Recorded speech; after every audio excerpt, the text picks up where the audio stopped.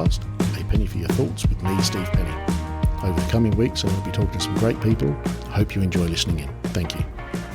First of all, I'd like to say thanks very much, Joseph, for taking the time and coming to talk to me. It's been a while since we spoke.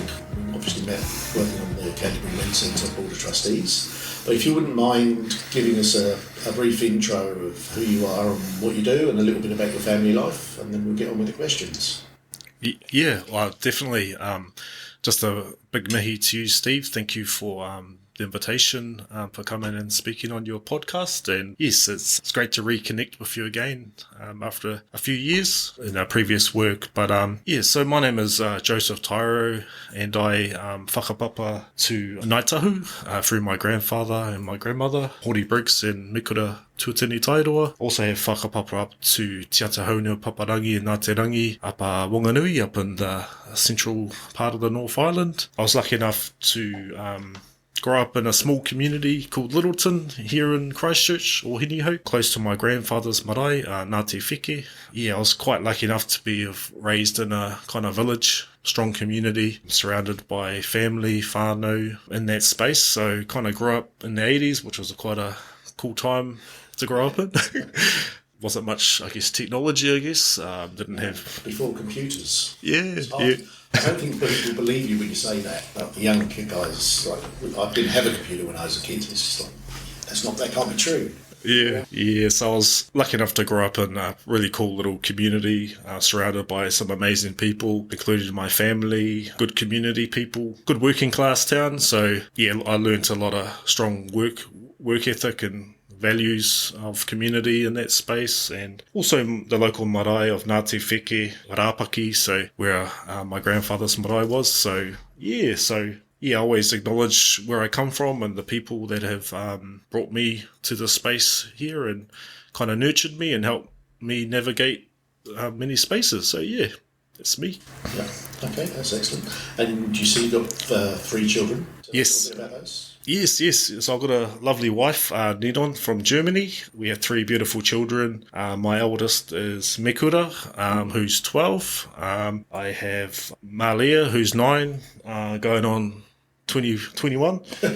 And I have a wee boy, Tione, who's 1.5. So we've got quite a busy little household. But my wife, she's awesome. She's, from Germany, and I've learned a lot about her culture and how they do things, which is really cool, actually. Yeah, different to your upbringing, I would guess. Yes, very different. But I will say I've got a quite a diverse whānau. So I have my stepfather's, or my mum. I was also really close with my mum and my father, of course, but my mum is Māori, my father is Pākehā. I have a stepmother who's Korean, and I have a stepfather who's Russian, and I have...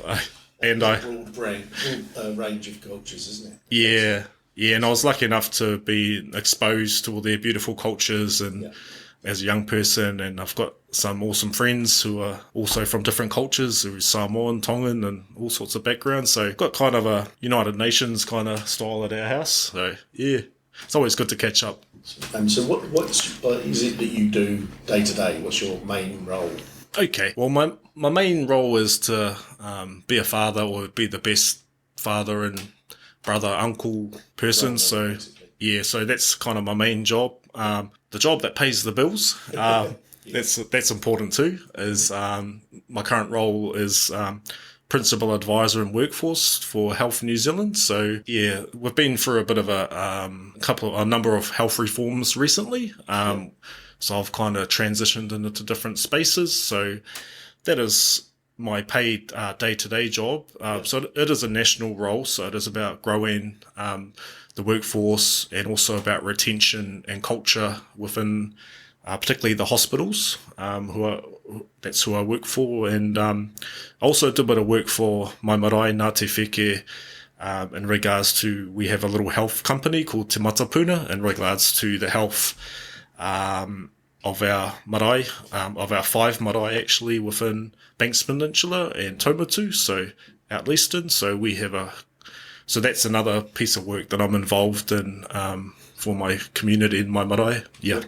And you're also still on the board of Canterbury Men's Centre? Yeah. Any other boards as well? Yeah, I'm on a lot of boards. I do Canterbury Men's Centre, I do a lot of, it's something I've been involved in for a few years. I've had been a social worker has been my background, and I've had a number of my students come through and be students and have done placements there and have worked there. So I'm quite passionate about health, well-being, men's health, and I think these are all spaces of well-being. But Canterbury Men's Centre, I'm on, just to name a few, like some of Purapura Whetu, which is a kaupapa Māori service here, mental health and addiction service here in Christchurch. Board member for the New Zealand Social Workers Association, so that's an organisation I've been involved in for quite a few years. The New Dunedin Hospital, so I'm part of the project steering group which is quite a big role, it's a huge project. So I'm quite lucky enough that I have whānau connections, whakapapa, down in Dunedin, through my Tairoa whakapapa. So it's been really nice to reconnect down in Dunedin at that level, in that space. So that's quite a cool piece of work that I'm involved in, and a number of other organisations. Fit all of this in. You've got 3 kids, you've got 2 jobs, and multiple volunteer roles. Yeah. Kids sports as well, I'm assuming. There must be some of that going on. Yeah, I do a lot of coaching and management stuff for a lot of sports teams, but I've actually not committing to them. I'm really focusing on my daughter's soccer teams and basketball, so in a bit of a space of reprioritising my priorities of what's important to me and managing my energy levels and my commitments and particularly governance. It's such a huge topic. I've just completed New Zealand Institute of Directors Company Directors course last week. That's a good course of it. That's an amazing course, and I just want to do a big shout out to Giselle, Briar, and many of the New Zealand Institute of Directors for that course. It's really helped me understand governance better and how to provide good governance in that space. So that's one thing that New Zealand's based with a lot of volunteer organisations, and a lot of the time lots of very well-meaning people that don't necessarily know what they're getting themselves into when they take on the role of a board of trustees, which is an unpaid voluntary role, but you've got a lot of real legal responsibility. So I think those courses that the IOD do and that others do are really important, that we upskill ourselves in that space, for sure. I 100% agree in regards to compliance and our duties and obligations as directors or providing good governance. Could be a board of trustees of a school or anything. So to be honest, I didn't have much formal training in governance growing up, just being honest. So it's been learning on the fly, but I found the course been really beneficial, and the relationships and connections with some amazing CEOs and accountants, lawyers. I've met some amazing people on that course. So another big mihi to them and the IOD. Yeah, definitely. That's good. Okay, so you said you've got a social work background. So what inspired you to go into that direction then? Oh yeah, that's a really good one. I guess I didn't do very well in school. I didn't apply myself, and I was one of those guys that dropped out of school, left school with no qualifications, and I guess I learned a lot of bad behaviours or bad stuff, I guess, going to long story short, I didn't apply myself and left. I didn't kind of fit into the school, so I went to university as a mature student when I was 20, and that was quite daunting and hard and scary when you didn't really know how to read and write or didn't know anything about academia. So I was lucky enough to complete my master's, and it was a hard slog, but I kind of learnt those things and was able to complete that. But what inspired me was when I was a bit naughty, I guess, around 18, 19, I didn't have many positive pathways in front of me, but one of those role models was my WINS case manager at MSD. And I thought, this fella, he works in an office with a flash, computer, and I wanted to be like a WINS case manager, which how sad that sounds, but yeah. Obviously made a connection with you that to stick out, and I think that's important in anyone's life. You have those people that actually are willing to put the time in and get to know the person that they're dealing with. I think a lot of the time you get people in those government roles that kind of are just there to clock in and clock out, and you don't get that engagement. And I think you miss something without that engagement. And one of the things I've found for myself is that connection, whether it's through somebody like the case manager at Wings, or whether it's family, or whether it's your wife or whatever it may be, actually helps support you when you're making decisions about what you're going to do. If you don't have that support around you, if you don't have the right influences around you, it's easy to go down the wrong track. 100%. So the Wins case manager at the time was someone that I thought that could be like a career, but I had someone, as I was raised by my grandmother and my grandfather, my mum and my dad, but my grandmother, she was probably that inspiration for me. I lived with her, and when she was diagnosed with cancer when I was a young boy, that kind of inspired me to, I just wanted to do everything for her, to acknowledge her. And so everything I do is for my whānau, my family. But she was a fighter, I'll put it that way. And so that she was my inspiration to take a pathway into the health sector, really. Okay. So when she was... Very good. Okay, so just talking about your professional life, what would you say has been your biggest challenge today? The biggest challenge, there's been a number of challenges. Probably the biggest challenge at the moment, I guess, is in the public sector. There's been huge challenges across all sectors, really. Yeah.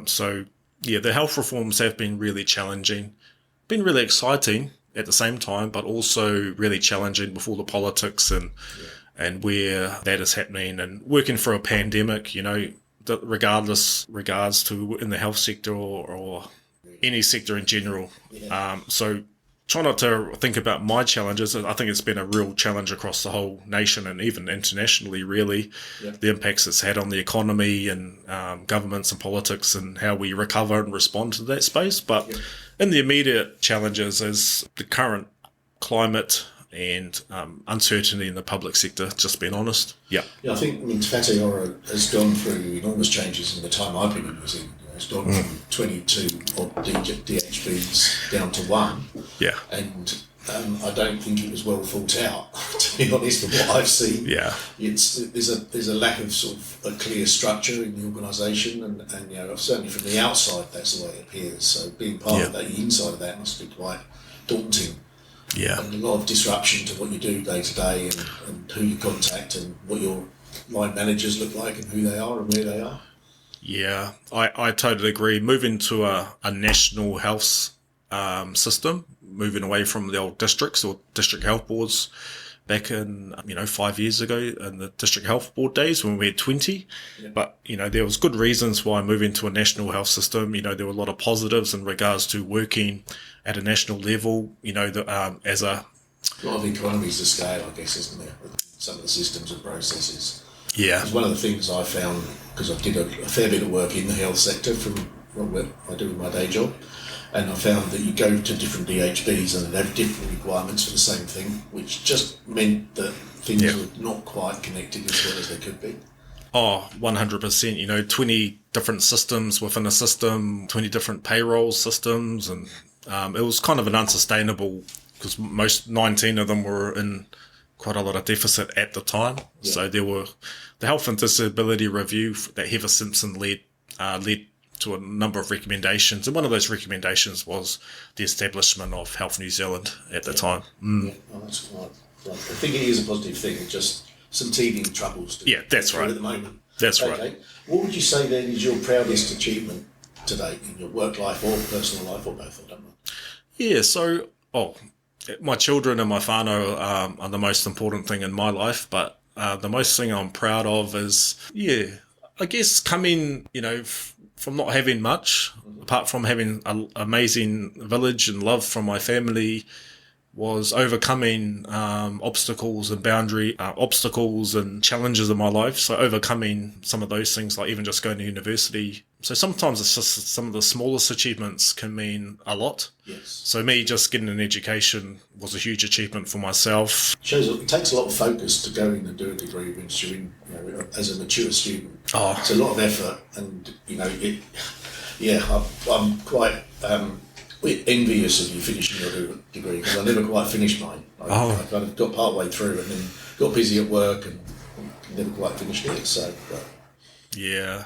So so those are some of the proudest moments of actually achieving something when you've actually never achieved really anything in life. Yeah. And so those things mean a lot to me, and also I guess shifting my mindset. So, coming from a space where it's more survival mode to a space where you're actually okay and you're actually doing all right. But the most important thing that I believe is what's important to me in life and live. And so that's probably what I'm most proud of, is understanding what's important in life, living life day to day, and living my life to my values and what's important to me. And so blessed to be surrounded by so many amazing people that keep me accountable, that uplift me, that give me strength. So I'm just really blessed and lucky to have some amazing people around me and have a beautiful whānau. Yeah, that's great. I mean, I think that over time has been devalued quite a lot, the importance of a good family. Yeah. And I think we've become very disconnected, despite the fact we've got so many more connections with all the devices we've got. I think we've become quite disconnected as a group of people. And that having that connection to your family and recognising how important that is, I think that does change your view on everything around you. Yes. You suddenly realise what your priorities are and realise that your job will still be there tomorrow whether you're there or not. Your family may not be. So that's right. Make the most and enjoy the family, and enjoy every day that they. Because I've got 3 kids myself. The youngest actually turns 21 on Thursday this week. Awesome. Which is quite frightening, to be honest. Yeah. She's asked me to be the person responsible for her yardie. Oh, so wow. That's going to be interesting. I'm not quite sure how that's going to go. Yeah. But we will see. We will see. So, I mean, I think kids are great. I mean, a lot of people, most of us, the only legacy we leave is our children.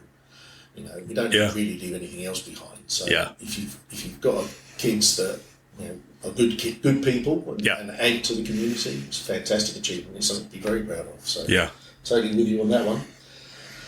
Okay, what about something that you've learned or encountered that's really changed your perspective? Something that you think, wow, I didn't think about that before, or I didn't understand that approach before. Yeah, there's probably 2 things that I've learned. I've lucky enough to been involved in New Zealand Māori rugby in our whatukura under 18 national team, and our regional camps, national camps, and also Waitaha, Canterbury Māori rugby. And probably a lot of those camps, rugby's part of the vehicle, but it's about reconnecting to culture and to be proud to be Māori and the beautifulness of our haka and our waiata and to be Māori. So I've just been blessed and privileged enough to be part of a lot of these camps and be connected to a lot of beautiful people in that space. And on the other thing was Dr. Liz Paslowski, who I was being mentored by for a couple of years. She won Australian Businesswoman of the Year award a few years ago, and I was lucky enough to be mentored by her. But what she really shared with me was to love myself and to understand who I am in regards to my values and what's important to me. And she did another number of exercises, but what she did was she really built me up to understand who I was and to love myself. So she was, Dr. Liz, I guess, was one of those people that she shared with me some things to do and some insights. And so that was probably one of the most powerfulest exercises I've done, to actually learn to tell yourself that you're amazing, you're awesome, and to love yourself. Yeah.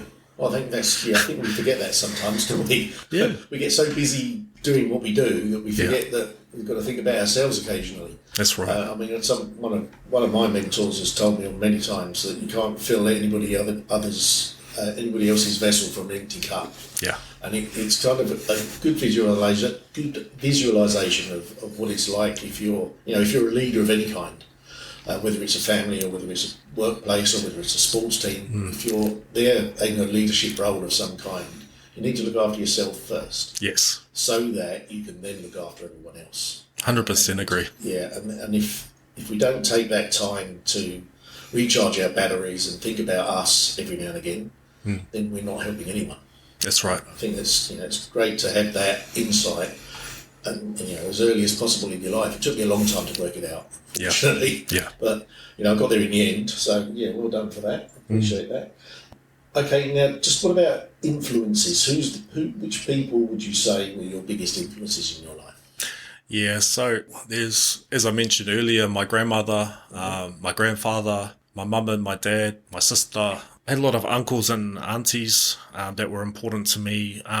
Really good, strong community people. Yeah. So community leaders. So there's a number of people in my community that really inspired me, and just I really marveled who they were and what they did, how they carried themselves, what they did in the community, often for nothing. So there was a number of people in my community that really inspired me in that space. And the cool thing about growing up in the 80s and in a small kind of working class town, there were also really, there were a lot of characters and there's a lot of characters. Especially in Littleton, it's a very enclosed community, Littleton, isn't it? Yeah, and they were just, I guess, their genuine selves, and they were who they were, and it's a working class town, so, people call it as it is, a spade, and no mucking around, get the work done. And from a Te Ao Māori perspective, we had some amazing people at our marae in our village that also inspired me too. So that's kind of, how I see it. It sounds very much like you're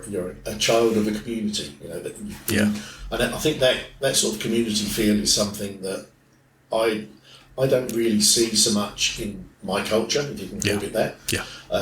We're much more of a, I guess the phrase is a nuclear family. It's you, your wife, and your kids, and that's it.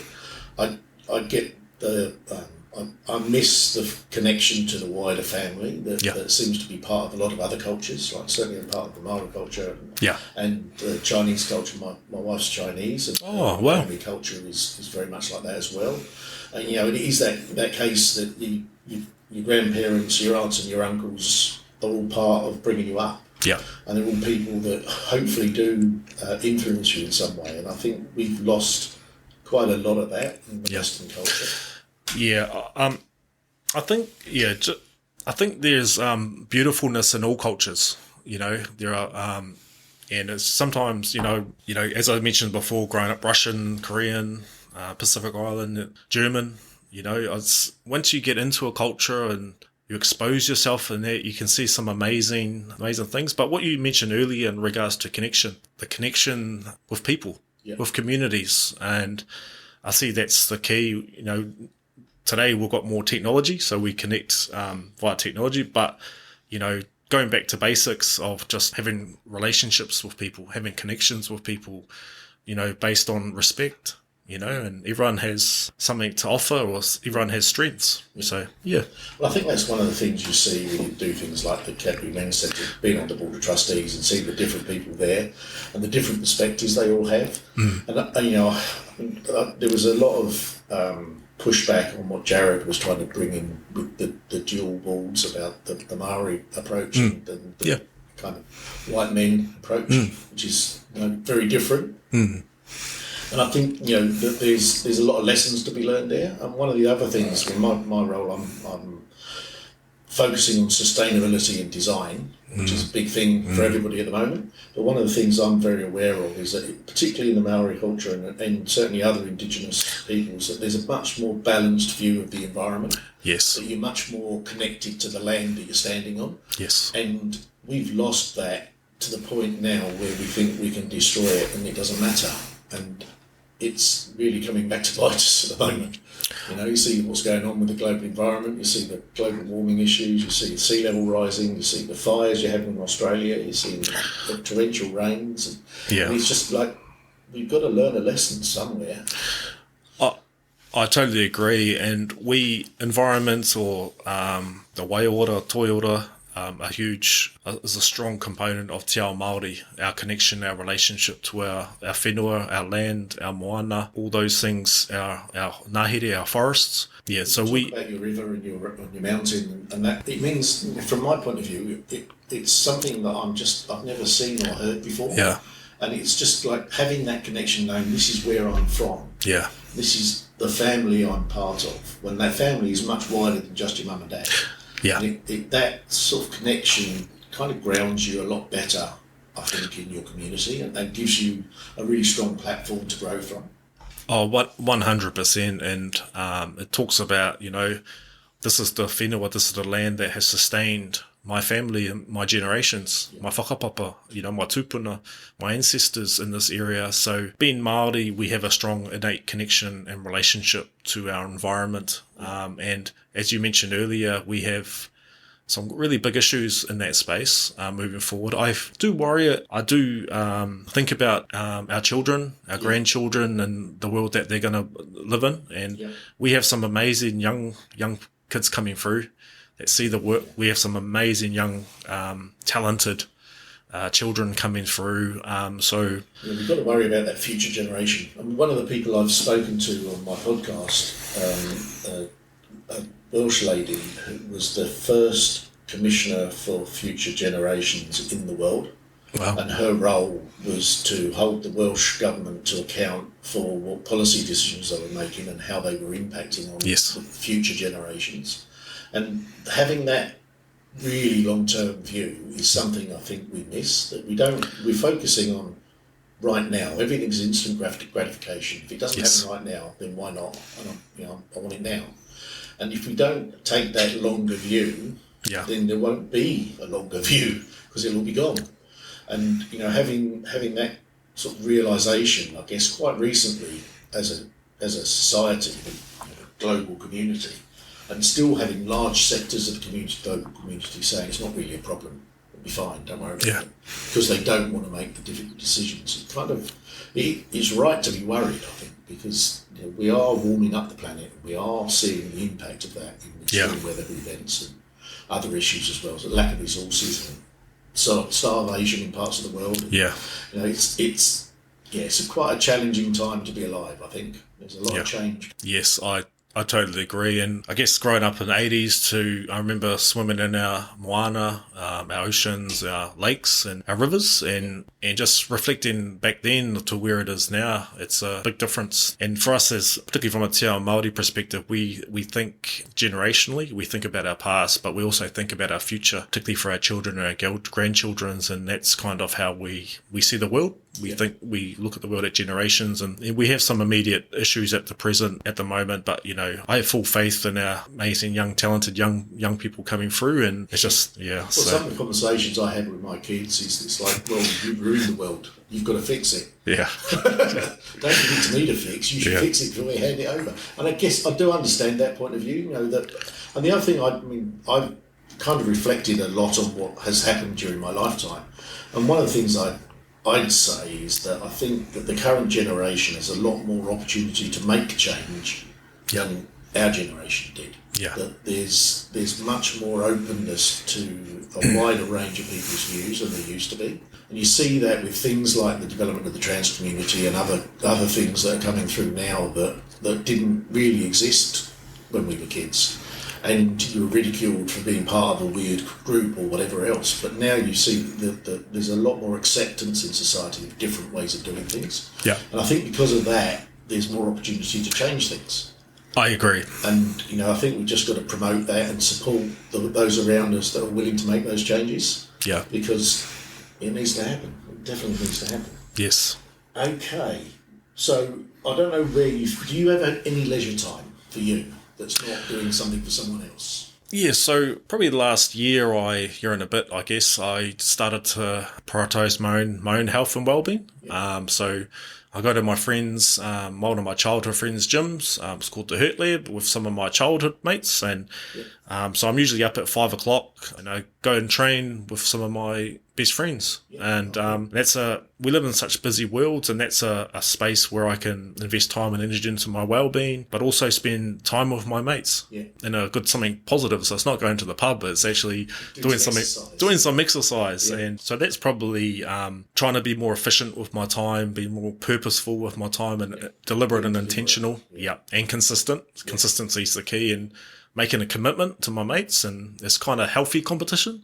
So we uplift each other, we support each other. So that's one thing. The other thing is getting out in nature. So connecting, going for walks, taking my dog for a walk, and just connecting in those spaces of quietness and me connecting to my environment. And so those are, and particularly when you get I don't play rugby or league anymore. So I evolve. You evolve, and I do more management stuff and for rugby teams at the moment. So, and spending good quality time with my family. So just those quiet times. We don't have much technology, TVs going. It's just really deliberate time with my family during meal times. And yeah, I feel like I've just implemented some small things in my life for my own health and well-being. Yeah. Well, one of the things we tried to do with our kids when they were all at home, because they're all left home now, yeah. But when they were all at home, we tried to make sure that the evening meal was one we all sat down together and sat around the table.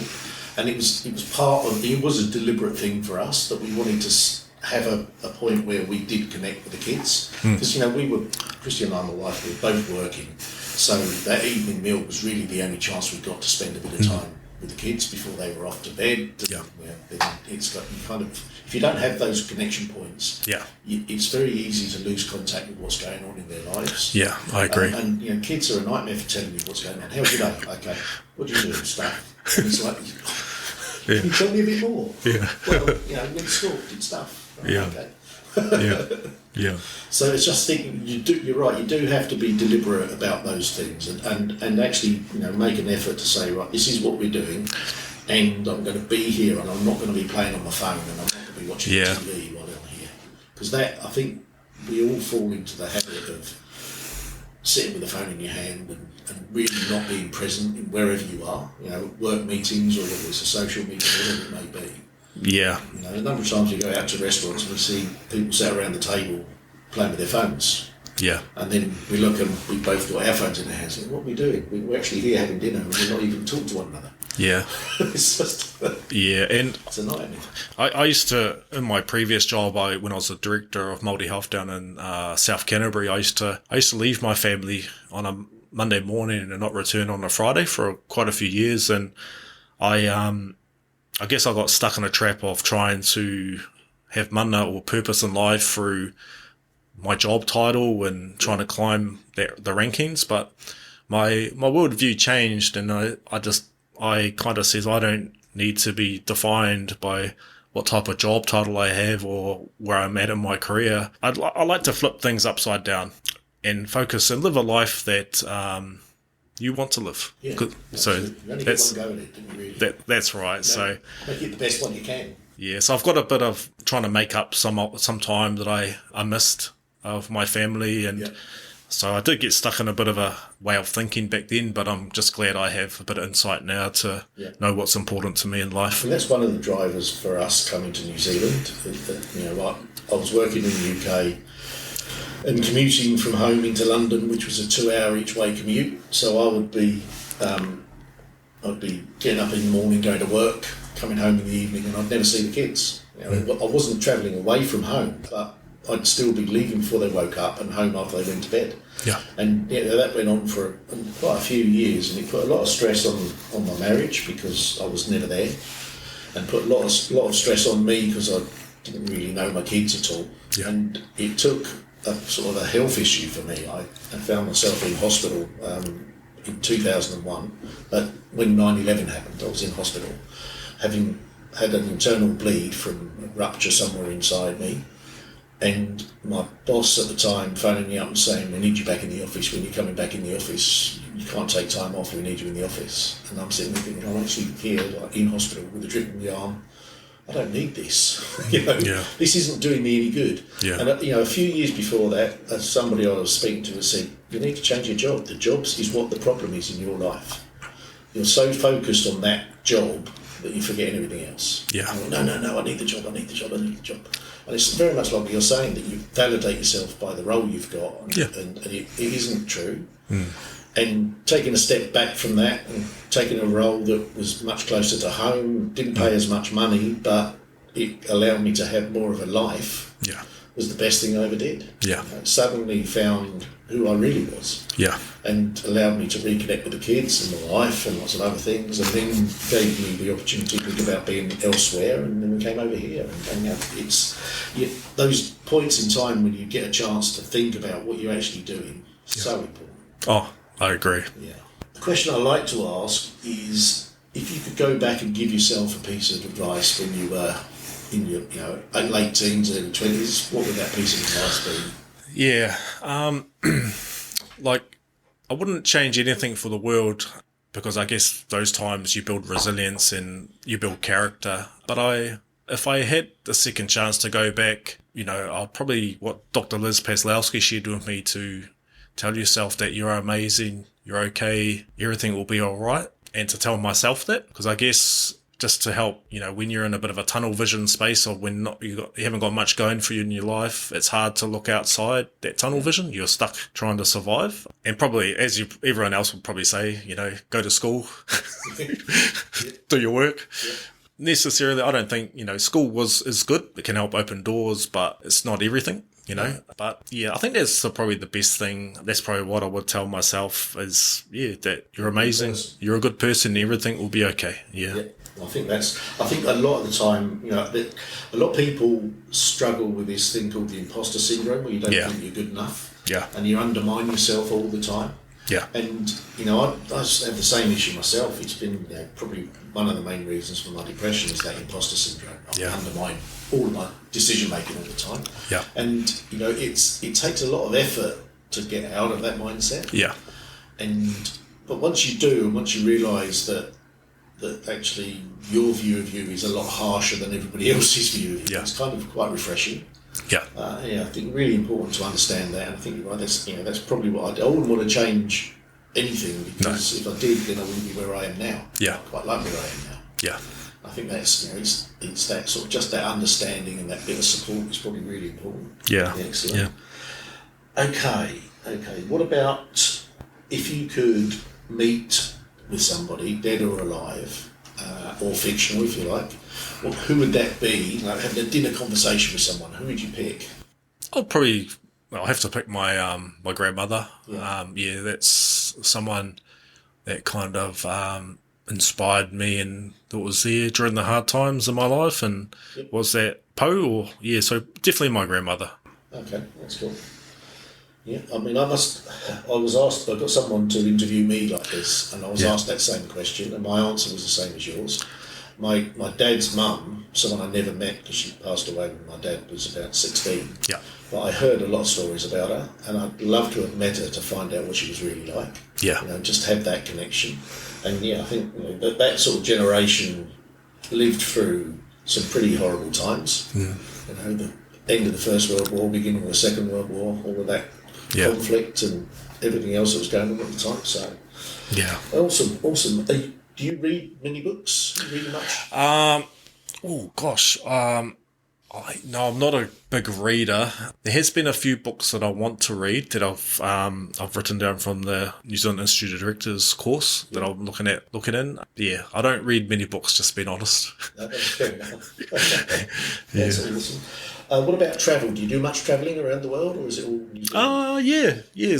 Like, lucky enough, my wife's from Germany. We used to travel back there and to Europe quite often prior to COVID. But got to spend a lot of time in Europe. I lived in America, playing a bit of football over there, working with my uncle when I was about 20 or 19, around that time period. So I lived over in San Diego and on the West Coast for about a year, which was pretty amazing. Yeah, my uncle who has to live with, his son is Jack Tyro, who's a New Zealand surf champ. So a local talent, one of the talented young people here in Christchurch. He's doing amazing things at an international level. So I used to live with my uncle on the surf beach, Delmar. So with my uncle, my family, just do a lot of travelling, mainly to Australia. At the moment, we kind of like going over to like Noosa, and it's a wee bit more affordable and than New Zealand. It's a bit cheaper in Australia. Is there anywhere that you haven't been that you really want to go?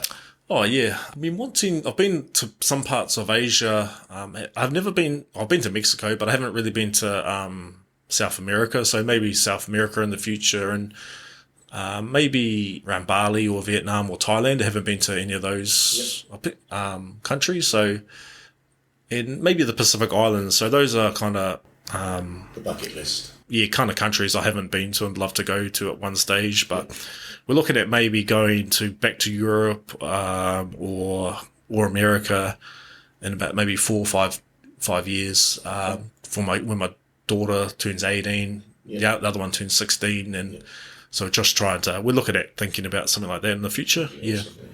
I think travel's important because it's another thing that changes your perspective. Yeah, And if definitely. you stay in one place, you only get that one perspective. If you get the chance to travel around the world and see how other people are and what they do, you kind of bring that back with you. Yeah. And I think that's something that's really important for your own development, as much as anything else. I agree. When I think about, I remember going to Mexico a few times, or going to countries when they have absolute poverty. When you talk about poverty, there's different levels. Yes. And, I've never been to Africa. My wife did a social work exchange program in Tanzania. And, some of the stories I hear about care protection, social work over in like Tanzania, Africa, for example, it's kind of non-existent. It's, and it's, you're having to go. It's true starvation when you don't know when your next meal's going to turn up. And you've got nowhere to live. So I guess for being a social worker, that's we have global issues and challenges, and we have our own New Zealand context as well. So it's, I guess I've got quite a wide perspective and view, but have a deeper understanding, I guess, in some of these issues in the world. Yeah, no, I think that's important. Again, that's that having that wider perspective and understanding it in the local context is really important. It allows you to make decisions and plans that suit where you are based on experience from somewhere else. Yeah, but I'll tell you one thing, Steve. When I just recently come back from Australia, I'm heading back on Thursday, but when I was over there for 2 weeks with my family, and we came back, and when I stepped off the plane, it just showed how it was just a good feeling to be back in New Zealand. Yep. It just kind of was one of those like, wow, this place is beautiful, and even though it's cold, it's I like the cold. I kind of like the cold, and and just the less busyness, and we just live in such a beautiful part of the world. And the only thing for me about New Zealand is we want to travel, myself and my wife. And what we want to do is travel to Europe, but it takes so long to get there. It's 2 days of travelling there, 2 days of travelling back. It's exhausting. It's absolutely exhausting. But I think that's a minor issue really. New Zealand's a great place to live. It's a really safe place to live, even with the earthquakes. And you just feel like there's so much opportunity here as well. New Zealand very good at innovation. There's lots of good ideas coming out of this little country, and we've got a lot to offer. So I'm proud to be part of it. I think definitely it's a great place to come home to for sure. Okay, what about music? You a big music fan? I like a wide genre of music, but you definitely love music. Yeah. What would you say? Have you been to many concerts? Seen much live music? I'm just trying to think of go to like some of those festivals, and I haven't gone to many festivals, but I went to some festivals earlier this year, and some concerts. Yeah, definitely. Yeah. Who would you say is the one artist you wish you'd seen that you've never seen? Oh, that's a good question. I actually don't know, to be honest with you. Probably Jimi Hendrix or someone in that generation. I'm kind of like old school. I like old school, like 70s, 80s type of. Yes, me too. Yeah. So, age, I think. And it's like now it's all computer. You can computer generated. Actual music. Real music. Yeah, someone like Jimi Hendrix or someone Bob Marley. Yeah, definitely Bob Marley will be up there as well. Definitely some of those kind of old school ones that I was kind of raised up with my mum and that. So yeah. I think that's where my musical taste came from. The loud music my parents were playing when I was a kid.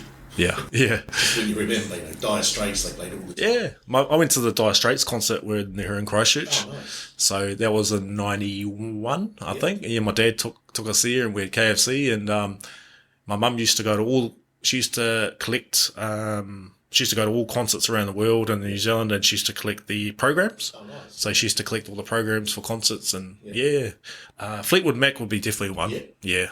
Definitely. I was very fortunate. I got to go and see Queen live. Oh, wow. I saw them they did the Live Magic Tour, which was in 1986, I think it was. I saw them in Nebworth Park in the UK. Oh, wow. 250,000 people at that concert. Well, It's daunting. yeah, it's a bit more than the old Lancaster Park. Yes, just a little bit. I think it took us about 9 hours to get out of the car park after the conference. After the concert. Right? Okay. Well, look, I've gone through everything I wanted to talk to you about. Is there anything else you want to share about your life journey, or anything else that you think might be good for people to know about? No, I think I've shared a wee bit of who I am and where I come from, but all I could really say is that no matter who you are, where you come from, or what circumstances you've been in or you are in now, you have value that you can add. You have self-worth and you have magic within you. And sometimes it's our roles, whether we're a CEO or a director or a friend or a neighbour, of how can we bring that magic out of people. So that's Totally agree with you there. probably the last kind of thought with, and so that's about it. I've got nothing else. Yeah. Joseph, well, thank you very much for taking the time to come in and talk to me. It's been really good talking to you and catching up with you again after such a break. And good luck with whatever happens in the future and with your kids and everything else, mate. Cheers. They're hard work but worth the effort. Oh, I totally agree. Thanks very much. Thank you, Steve. Thank you for listening to my podcast, A Penny for Your Thoughts, with me, Steve Penny. I hope you've enjoyed today's conversation, and I look forward to sharing my next conversation with you in the future. Thank you.